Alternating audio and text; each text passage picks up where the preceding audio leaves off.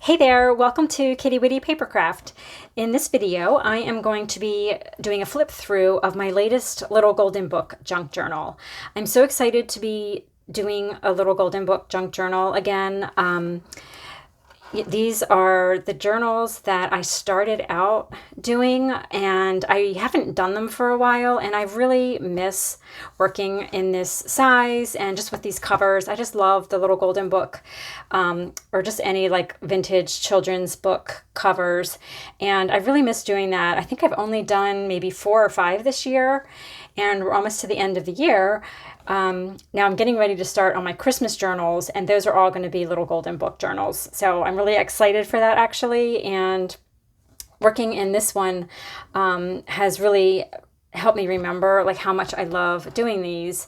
And I love doing my sewing pattern journals also, and I've really focused on them a lot this year. And I'm going to be getting back to making those also, but I want to start offering these again. And the whole like dilemma with deciding what to carry in my shop is just the time it takes to make the journals. As if you're familiar with junk journal making, they're really time intensive, and it's hard to keep them in the shop on a regular basis. So, I'm always looking for ways to simplify them so I can make more of them. And if you've been following me for a little while, you've probably seen I did that with my Kitty Dory sewing pattern journals. I've been doing a simpler line of those because they are less decorated. And I think the last few that I've done that way, I don't even have ephemera in them. You think I would remember, but they all start to kind of blend together sometimes. So I am thinking about doing that with these also.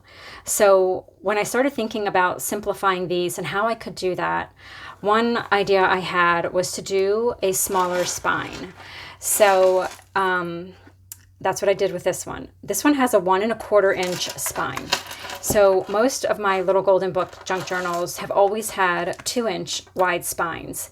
And I like the way they look, they're chunky, and I really like that. But it's a lot of pages, and I think my 2-inch journals tend to have like 165 to 170 pages, and besides the fact that that makes them take even longer to make, I was thinking that for journals that have a theme, like a holiday or seasonal, that's actually really big, and it's a lot of pages to have to fill. And I'm not really a journal keeper, as I'm sure you've noticed, and I've talked about that before. I like to make journals. I don't really use them. I'm trying to actually start doing that, but it's something I didn't really realize, because I'm not someone who's used journals before, that is a lot of pages to fill, and which I think is great if you have a journal that you want to use for like an everyday kind of journal, like something that would work for like a whole year, and you could fill all those pages. Or if you're a prolific scrapbooker or memory keeper, then maybe that size is good for you. But I thought the smaller size is really nice also, like I said, especially for a limited theme, like a holiday or seasonal. So I started playing around with that idea. And so this is the first one that I've made in a smaller size. And because it is a 1¼ inch spine, it has 3 signatures in it. And it has 108 pages front and back. And I think that is a really nice journal size. I am going to make some more in this size, but after making this one, I think I'm going to do 4 signatures instead of 3. I wasn't too sure how 4 would fit in this space, but what I don't like as much in this size is because there's 3 signatures, and you can see right here, I'll show you at a better angle, where I had to put the eyelet for the tassel had to be a little bit to like the right or left of the center signature. So it lays, because of the way the rings are, it actually lays like right in the center of the spine. I'm trying to do this on the camera here. So it works out just fine as far as the way it looks when it's standing on the end like this. The tassel is centered, but the hole is not, and that kind of bugs me a little bit. It's pretty subtle, but I think the next time I'm going to try 4 signatures, and with that I'll be able to get the eyelet in the center of, like, between the second and third signatures, right? So I am going to try that out with the next one. I have not decided how I'm doing my Christmas journals. I mean, I was planning to do, you know, the regular 2-inch spine like I always do, but I may consider doing a smaller spine on those as well. I have not quite worked that out. I'm going to start working on those next week. So, what else can I share? Yeah, well, one of the ways that I could have gotten around the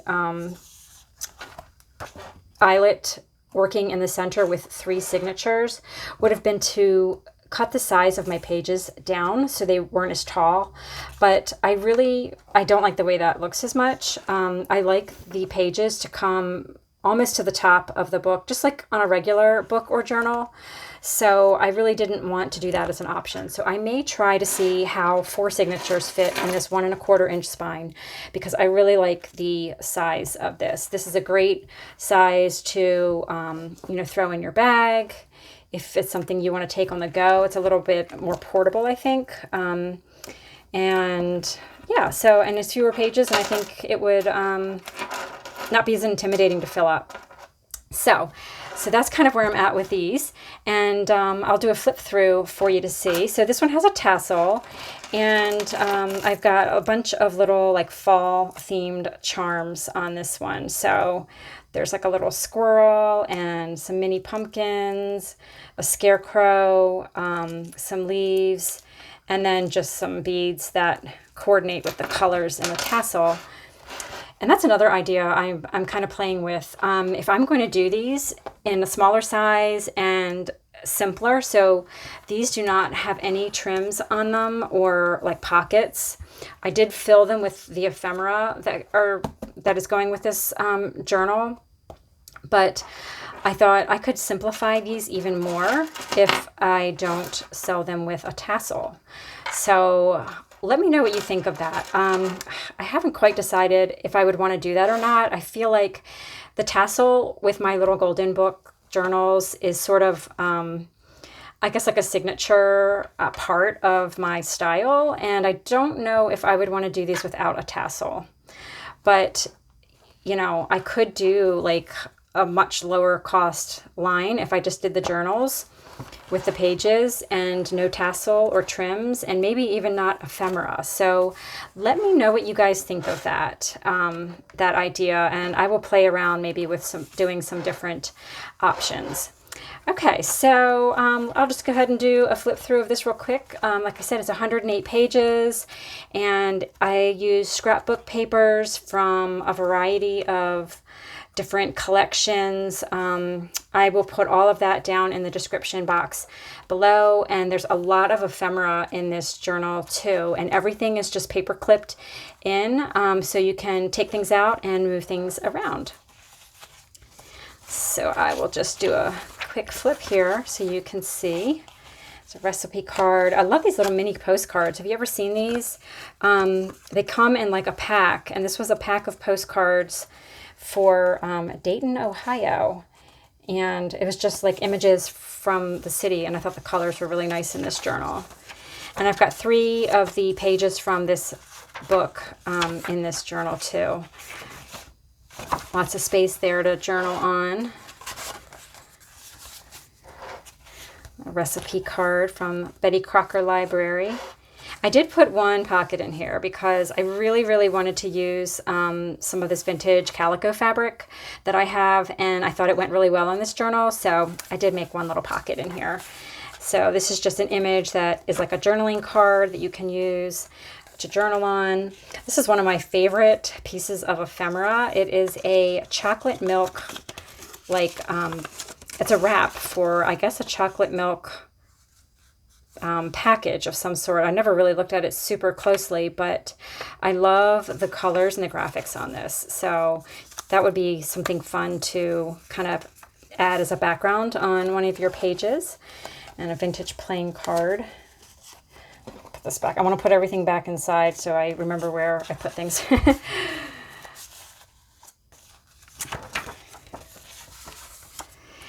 And I included 3 little like artificial leaves, and I thought you could use those to embellish some of the pages.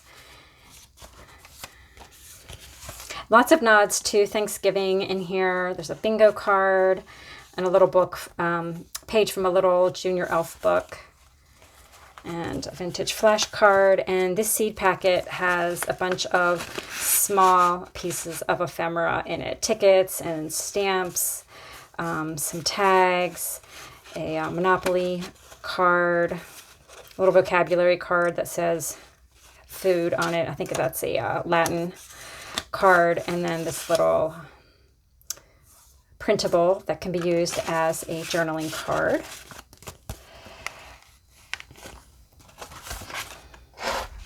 Lots of ledger paper so you can write in here. Here's some more vintage ephemera. And this window pocket, I just have a little journaling card in here. And a lot of these journaling cards are from the Etsy shop, KB and Friends. I will put a link to that shop down in the description box also. This is one of the cards from my favorite playing card game with all these little anthropomorphic foods. I love that game. Candy Dandy game.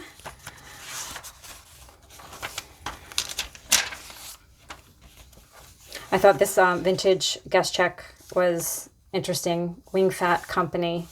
I thought that was good since we're going to be talking about probably using this for Thanksgiving, possibly.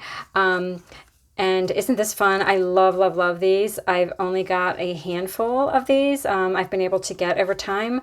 I think these were used in like a diner to maybe, you know, advertise different dishes, or maybe they were used as like educational tools for like home ec classes. I'm not exactly sure, but they are really, really fun images. So I have a bunch of ice cream sundae ones, but I've got some ones like this one I thought was appropriate for this journal. And here's some more ephemera. There's a November date book calendar page, along with some of these other images. A Yahtzee scorecard, pad, paper from the pad there, and a vintage playing card.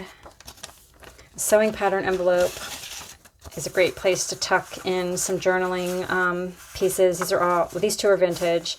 This is a printable that I printed on really nice linen cardstock. I like to print some of the reproduction postcards on that, and then you can use that as a journaling card on the back, but I just thought that image was beautiful.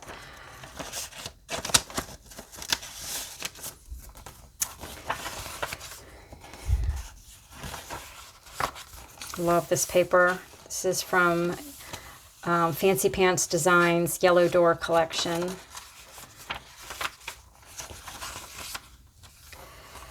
And this is just a little image cut out from a book.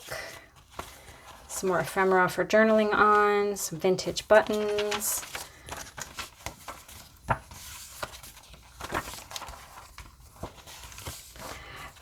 This is a vintage bingo card and a scrap of wallpaper, and I thought the colors went really nicely with this journal. You could use this as a pocket. You could just attach it to the bottom of the page and make it into a pocket. And then this is a vintage bag from a Hallmark store, and there's also some things in here for you to journal on. There's a library card pocket you can decorate. You could add this to a page or the back of your or the front page of your journal if you really would want to cover up that adorable illustration. I think if you saw the other day, I was talking about, my Instagram, I think, the inside covers have the cutest illustrations on these really old little golden books. So I did not cover them up. I usually do cover the inside covers with gift wrap or other scrapbook paper sometimes to coordinate with the spine paper. But I love the old illustrations in this era especially, so I just left them as is. But you could put a card back here, a little pocket back here if you wanted to. And there's just this cute little image that you could use as a journaling card. And this journaling card is from KB and Friends. So I just have those in this Hallmark bag.